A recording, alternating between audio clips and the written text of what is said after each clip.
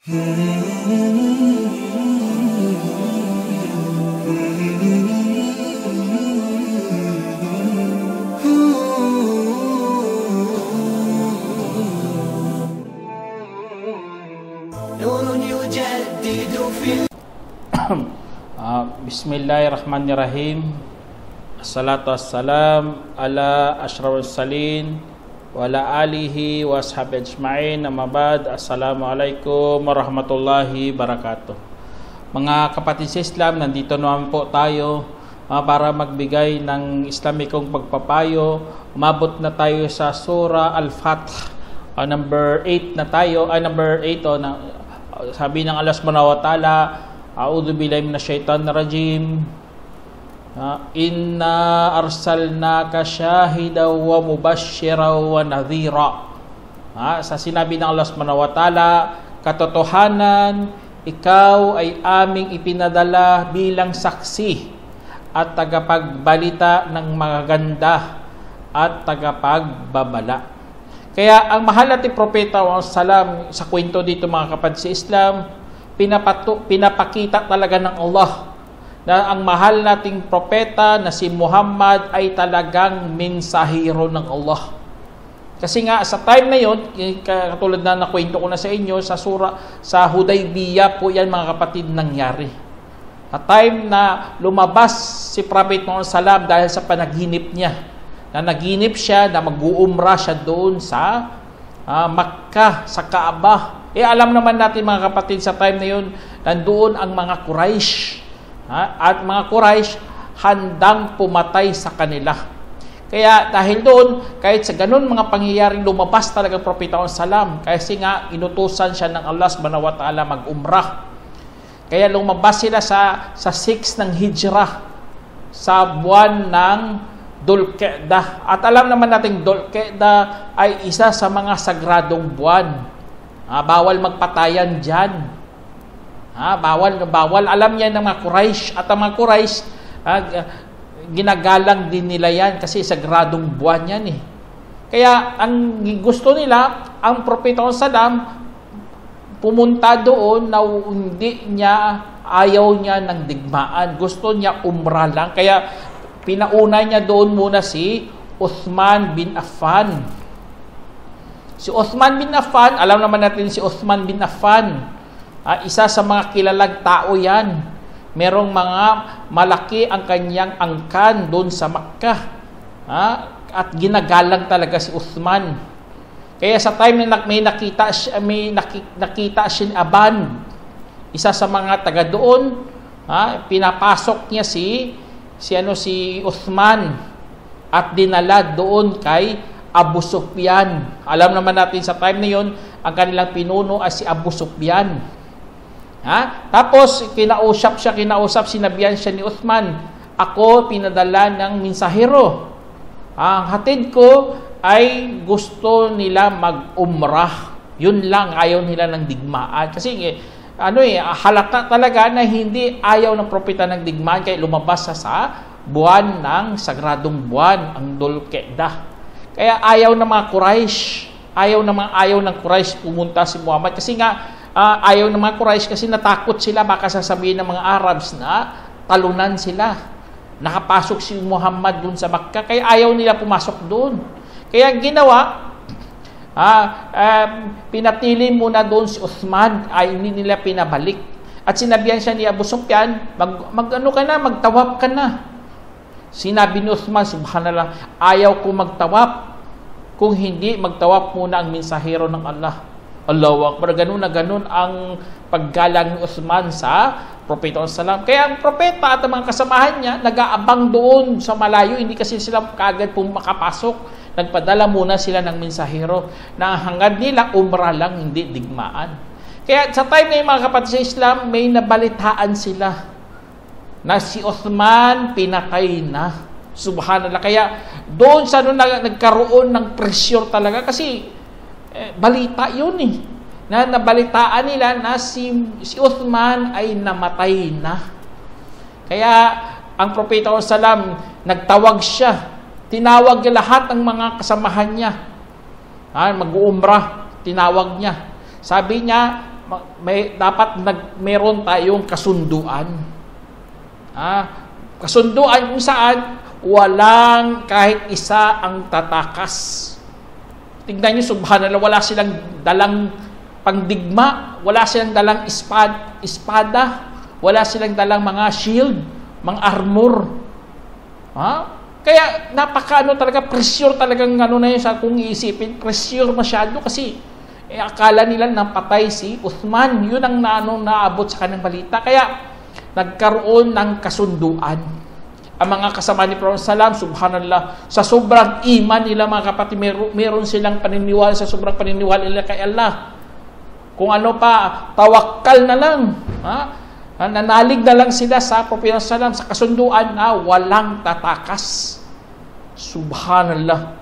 Tignan nyo, nakakatiyak ka na talaga kung pupunta ka doon sa Makkah, talagang mamamatay ka. Kasi nandun na mga kaaway, may mga armas, tapos kayo wala man lang kaarmas-armas. Wala silang espada, wala silang sibat, wala silang mga shield, ano pa dyan, mga armor, kamuti, ano pa dyan. Kaya dahil doon mga kapatid, nalugod si Allah subhanahu wa ta'ala sa kanila. Kasi dahil sa pledge nila kay Prophet Salam na walang tatakas. Tinatawag natin yan na Bay'us Sajara. Kasi nga nakipagkasundo sila sa Prophet Salam doon mismo sa ilalim ng puno. Doon sa Hudaybiyah yan. Allahu Akbar.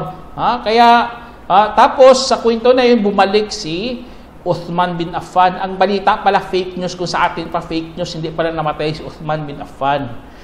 Nagdala siya ng mensahe na ang mga Quraysh gusto niyang makipagsundo sa inyo. Kasi natakot mga Quraysh Susugod talaga Prophet Salam, walang takasan, kaya natakot sila, kaya nagpadala sila ng mga mensahero nila doon. Na ang kasunduan, hindi muna sila mag-umra sa panahon na yon. Next year, pwede na sila bumalik. Kaya sa kwento na yun, mga kapatid, yun ang tinatawag nating sa Hudaybiyah. Nagkaroon ng kasunduan. Kaya lahat ng mga nakipagsundo kay Prophet Salam, mga kapatid, ay nalugod si Allah subhanahu wa ta'ala at walang makakapasok sa kanila sa impyerno. Kasi sa time na yun, pressure masyado eh.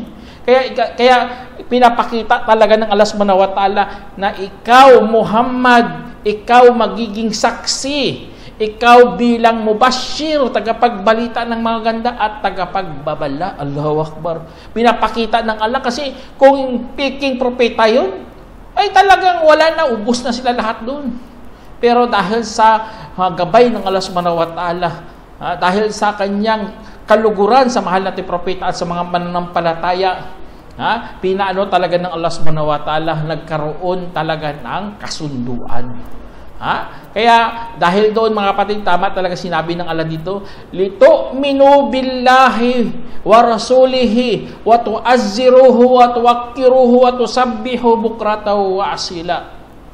Sa sinabi ng Allah kasunod dito, upang maniniwala kayo sa Allah at sa kanyang mensahero at pararangalan ninyo siya at igagalang at magluluwalhati kay Allah sa umaga at sa hapon. Kaya diyan sa sinabi ng Allah subhanahu wa ta'ala, yun nagpapakita talaga, mga kapatid, na nagkaroon ng sa sobrang natin ba kung iisipin mo, ipapahamak talaga nilang kanilang mga sarili.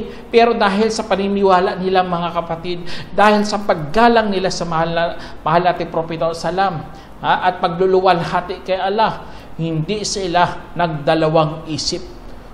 Sumunod talaga sila sa mahal nating propeta.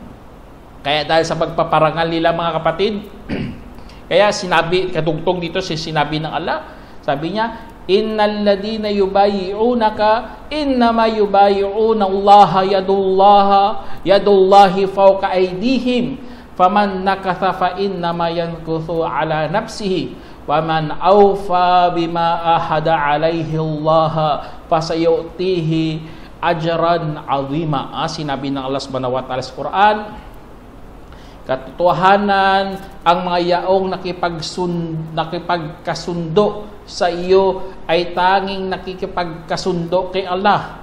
Ang kamay ni Allah ay nasa kanilang mga kamay. Kaya ang sino mang sumira ay tanging sumisira laban sa kanyang sarili.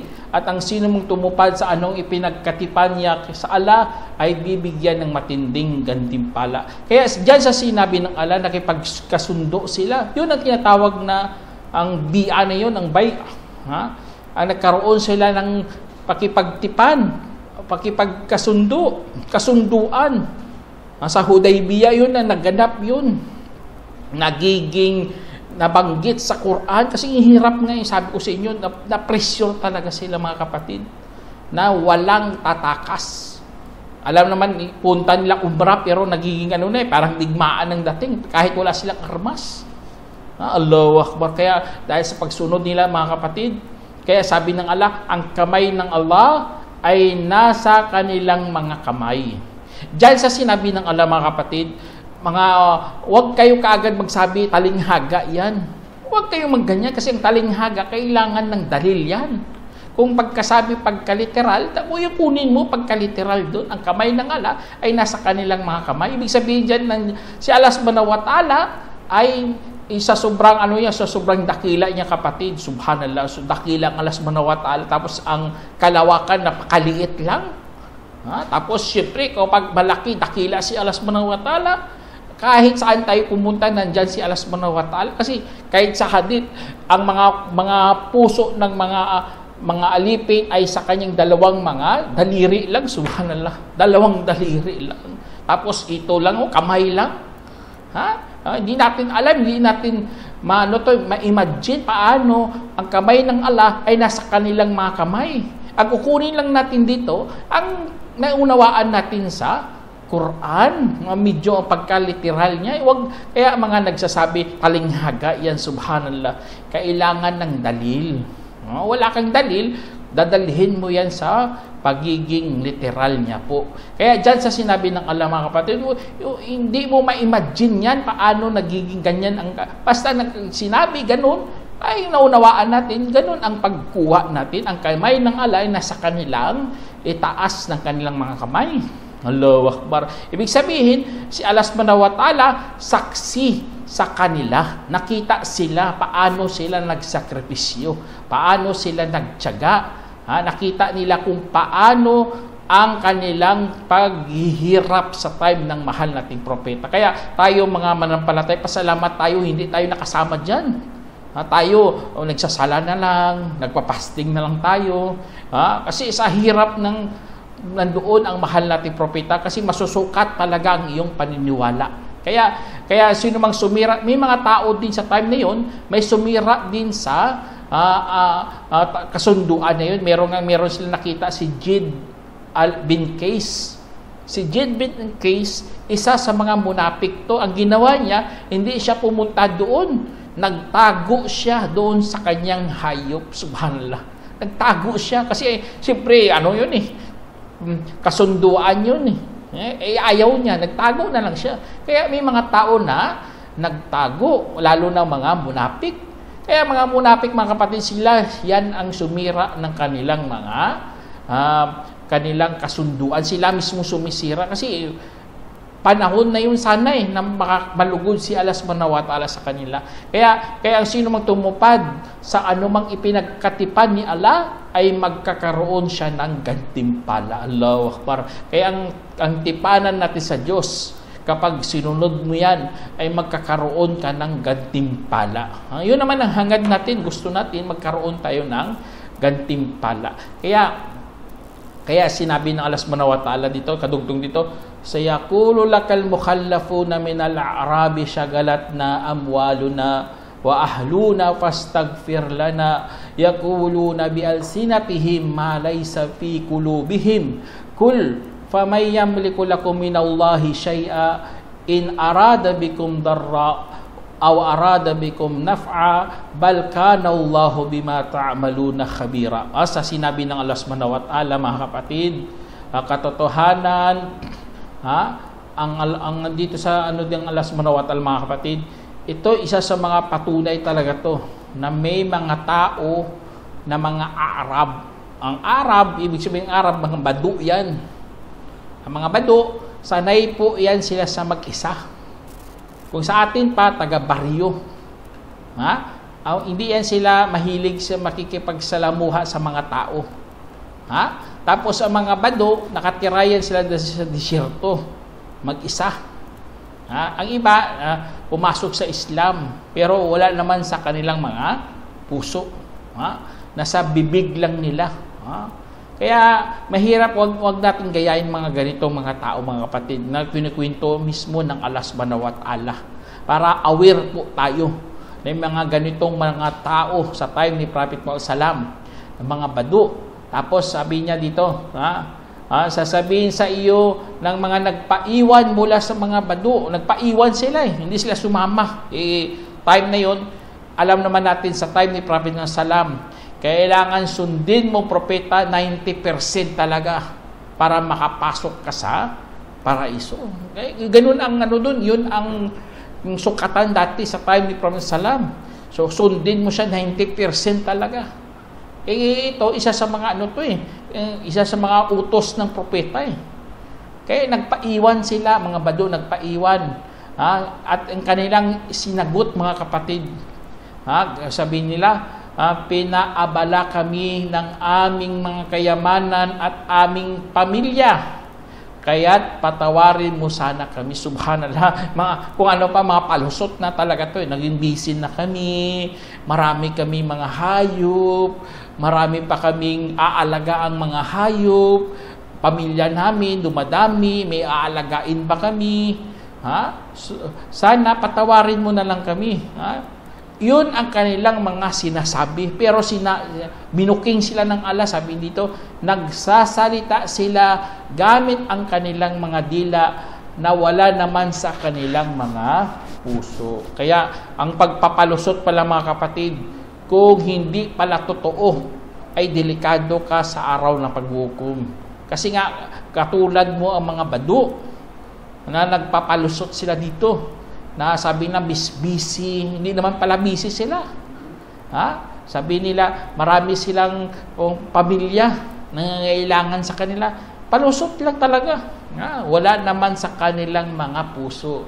Kaya sabi ng Allah dito, sabihin mo, tunggayon, sino kaya ang tumataglay mula kay Allah para sa inyo ng anuman kung gustuhin sa inyo ang kapahamakan o gustuhin sa inyo ang kapakinabangan, bagkus si Allah ang naging sa inyong mga ginagawa ang nakakabatid. Allahu Akbar. Kaya ang Allah lamang ang nakakabatid. Siya ang nakakaalam, mga kapatid. Kaya huwag tayo magpalusot, lalo sa mga gawaing pangkabilang buhay. Huwag kang magpalusot dyan. Ang iba kasi nagpapalusot busy. Alhamdulillah, ngayon high-tech na tayo. May mga internet na tayo. Tapos ikaw magpapalusot ka pa. Hindi ka man lang mag-search patungkol sa iyong religion. Ngayon nga, mas high-tech nga, AI na Magtanong ka lang, isasagutin ka talaga ng AI. Ang ChatGPT, Allah mustaan, lupit talaga ng high-tech. Kailangan mo lang talaga gumalaw. Kaya sa pagsasala natin, mga kapatid, huwag tayo magpalusot. Sabi, busy kasi ako, naging abala kasi ako. Dapat magsala ka. Huwag mong gayahin mga badu. Kaya sabi ng Allah subhanahu wa ta'ala dito sa kadugtong dito, sabi niya, baldanantum allay yankalibar rasulu wal mu'minuna ila ahlihim abada wa zuyyina dhalika fi qulubikum wa danantum bannasaw wa kuntum qauman bura. Sinabi ng Allah subhanahu wa ta'ala, sa halip inaakala ninyo na hinding-hindi babalik kailanman ang mensahero at mga mananampalataya tungo sa kanilang mga pamilya. Subhanallah. Sa time na yun kasi, siyempre sabi ko sa inyo, sa time ng Hudaybiyah, mga pa, sa time ng Umrah ng Prophet Muhammad sallam, nakakatakot talaga. Kasi nga, pupunta sila doon, walang kaarmas-armas. Lumabas pa sila sa sagradong buwan. Pumunta pa sila sa Makkah. Alam mo ng puno yun ng kalakaway doon. Nandoon mga Quraysh. Handang pumatay. Pero mga kapatid, yun ang akala nila na hindi na makabalik ang mga mensahero at ang mga sahaba. Lawak. Tingnan nyo, mga kapatid, iman lang talaga Nagkaroon lang sila ng iman, hindi katulad ng ginawa ng mga bato. At pinaganda iyon sa inyong mga puso habang umaakala ng masamang pag-aakala at kayo ay naging mamamayang mawawasak. Kaya nakakatakot talaga basta gayahin mga bado. Kaya tayo, inshallah, sana maging magandang ating akala sa Islam. Huwag katulad sa mga umaakala tapos masama pa kasi nga papunta lang yan sila sa kapahamakan. Mawawasak yan sila, kaumambura. Kaya sabi ng Allah subhanahu wa ta'ala, wa man lam yu'min billahi wa rasulihi wa inna a'tadna lil kafirina sa'ira. Sabi ng Allah subhanahu wa ta'ala, at ang sino mang hindi maniwala kay Allah at sa kanyang mensahero, katotohanan ay ipinahanda namin para sa mga mapagtakwil ang apoy na lumagalablaba. Kaya ang mga apoy na lumiliyab, inihanda ng Allah para sa mga taong mapagtakwil. Kaya mag-ingat kayo mga kapatid. Tayo mga Muslim, dapat habang kaya mo pa. Alhamdulillah sa panahon natin, bumaba ng percent na lang. 10% na lang sundin mong Islam, maliligtas ka. Kaya sa 10% sumunod ka kasi kung hindi ka maniwala sa Allah at sa mensahero ay ipinahanda na ng Allah ang apoy na lumiliyab. Nakakatakot to, hindi ito biro-biro ko. Alam naman natin yung apoy. Susunugin ng Allah subhanahu wa ta'ala. Kung Muslim ka na makasalanan, susunugin ka doon, panlinis, pagiging dalisay ka. Subhanallah. Gagawin kang dalisay, susunugin ka kasi sa mga kasalanan na kumakapit sa iyo. Pero kung shirk ang iyong nagawa o kaya kufur, susunugin ka, gusto kang linisin ng apoy pero hindi ka na malinisan. Kasi nga, ang shirk, dumi na kumakapit na hindi nawawala. Ganon din ang kufur. Kaya, gumawa lang tayo ng kasalanan pero wag mong kalimutan na wag kang gagawa talaga ng kufur at shirk. Kasi nga, may inahanda si Allah subhanahu wa ta'ala na apoy. Tapos sabi ng Allah subhanahu wa ta'ala, walillahi mulkus samawati wal ard yaghfiru liman yasha wa yu'adzibu man yasha wa kana Allahu ghafurar rahima. Sabi ng Allah subhanahu wa ta'ala, sabi niya, at pag-aari ni Allah ang kaharian ng mga langit at lupa, nagpapatawad para sa sinumang kanyang nanaisin at nagpaparusa sa sinumang kanyang nanaisin, at ang Allah ay naging mapagpatawad na maawain. Allahu Akbar. Tingnan niyo mga kapatid, sa sinabi ng Allah, walillah, diba, narinig niyo lagi kapag mayroong namatay, inna lillah wa inna ilaihi rajiun. Basta makarinig kayo sa Quran lillah, ibig sabihin dyan pag-aari, hindi mula kay Allah. Kasi minsan nagkamali tayo sa translation, kasi nagkamali talaga siya sa translation dyan eh. Sabi nila inna lillah, kay Allah tayo nagmula. Hindi ganun. Pag-aari dyan talagang doon. Kasi lam lil tamlik, kung saan pa yan sa Arabic pa. Kaya kung magsabi walillah, pag-aari ni Allah ang kaharian ng mga langit at lupa. Siya ang nagmamay-ari. Kung para kay Allah. Pag-aari talaga ng Allah ang mga langit at lupa. Kaya dahil doon, siya ang nagmamay-ari ng lupa at ang langit, mga kapatid. Ang doon, kaya niyang patawarin ang sinumang kanyang nanaisin. Allahu Akbar. Tingnan nyo, ganon na ganon ang habag ng Allah subhanahu wa ta'ala. Papatawarin niya ang sinumang kanyang nanaisin. Ganon ang ng Allah. Habag niya. Mahabagin kasi si Allah. Mawain talaga si Allah.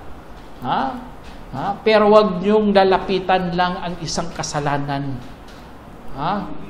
Kasi nga meron din siyang sinabi, wa yu'adzibu may yasha, at parurusahan niya ang sino mang kanyang nanaisin. Lomustaan. Meron din pala siyang parusa sa kaya ang Diyos mga kapatid, mapagmahal, pag-ibig, pero wag niyong kalimutan na matindi rin siya magparusa. Kaya Kaya sa mga Muslim, alhamdulillah, malayo na tayo sa paggawa ng syirk at kufur. Kasi nga, magpasakop na lang tayo kay Allah. Kaya sa kadugtong dito sa sinabi bilang panghuli mga kapatid, wa kana Allahu ghafurar rahima, at ang Allah ay naging mapagpatawad na maawain. Tingnan nyo, word naging. Ibig sabihin sa naging dyan ay manatili na yan habang buhay, hindi na yan siya magbabago. Naging mapagpatawad na maawain. Kaya pasalamat talaga tayo kay Allah. Siya nagpapakita talaga na may habag siya sa kanyang mga alipin. Ang ano lang doon, ang kondisyon lang, huwag kang magtambal. Huwag kang sasamba sa mga Diyos-Diyosan o kaya mga iba pang mga masamang gawain. Kaya ang shirk mga kapatid, napakalupit talaga to kasi parurusahan ka talaga ng Allah. At hindi kanya patatawarin. Kaya huwag kayong sasamba kay Kristo, huwag kayong sasamba sa mga ribulto, o sasamba sa pera, o sasamba sa pagnanasa, o ano pa dyan mga sinasamba. Tingnan nyo, kahit sa mga awitin, sabihin mo, sinasamba kita, subhana, sa sobrang pagmamahal yun eh. Nalihis ang sila sa pagmamahal. Naghumaling sila sa mga bagay-bagay na hindi naman karapat-dapat. Dapat doon ka kay Allah. Ang puso mo, nilagay yan para kay Allah. Doon mo ibuhos lahat mong pagmamahal. Kung gusto mong magmahal, gawin mo number 2 o ay number 3. Kasi number 2 si Prophet Muhammad yan eh.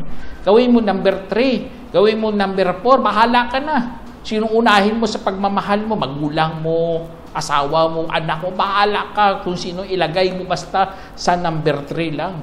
Basta ang una si Allah at ang pangalawa si Prophet Muhammad, peace be upon him. Inshallah, sana meron kang napulot ang aral mga kapatid. Hanggang dito na lang. Assalamualaikum warahmatullahi wabarakatuh. جمعية الدعوة نور، الدعوة للجميع.